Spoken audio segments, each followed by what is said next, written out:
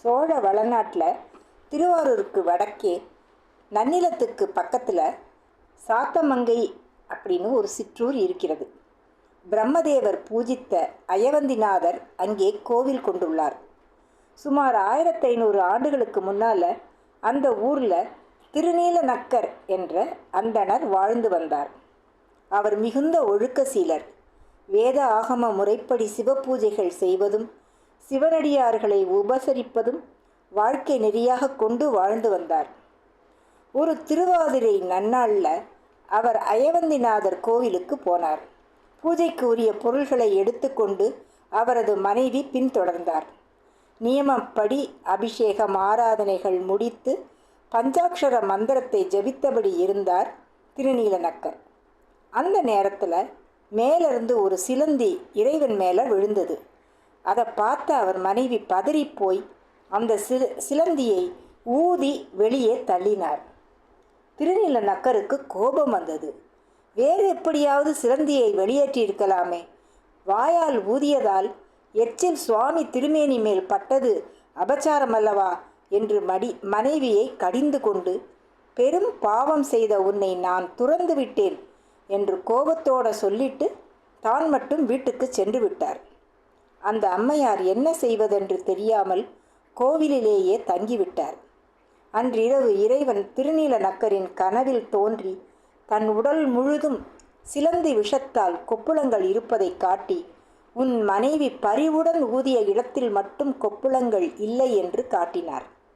விழித்தெழுந்த திருநீலநக்கர் தன் தவறை உணர்ந்து கோவிலுக்கு சென்று மனைவியை அழைத்து வந்தார். இருவரும் இல்லறத்தில் நல்லறம் நடத்தி வந்தனர். ஒரு சமயம் திருஞான சம்பந்தர் சாத்தமங்கைக்கு வருகை தந்தபோது திருநீலநக்கர் திருஞான சம்பந்தரையும் அவர் உடன் வந்த அடியவர்களையும் தனது வீட்டிற்கு அழைத்து வந்து விருந்தோம்பி உபசரித்தார். அன்றிரவு அனைவரும் அவர் இல்லத்தில் தங்கினர். திருஞான சம்பந்தர் திருநீலநக்கரிடம், என்னுடன் வந்துள்ள திருநீலகண்ட யாழ்ப்பாணரும் அவர் மனைவி விரலியும் எங்கே தங்கலாம் என்று கேட்க, திருநீலநக்கர் தாம் நித்திய ஹோமம் வளர்க்கும் வேதியின் அருகில் இடம் கொடுத்தார். உடனே ஹோமத்தி முன்னிலும் அதிகமாக ஒளிர்ந்து வலம் சுழித்து எழுந்தது. அதை கண்ட அனைவரும் வியப்புற்றனர். இறைவன் மக்களின் சாதி உயர்வு தாழ்வு பார்ப்பதில்லை, மனதின் அன்பு பக்தி இவற்றையே பார்க்கிறார் என்பதை இந்நிகழ்ச்சியின் மூலம் அனைவரும் அறியலாம். திருஞான சம்பந்தர் மறுநாள் அயவந்திநாதர் சன்னதி சென்று தொழுது இறைவனை துதித்து திருநீலநக்கரையும் சிறப்பித்து பாடினார்.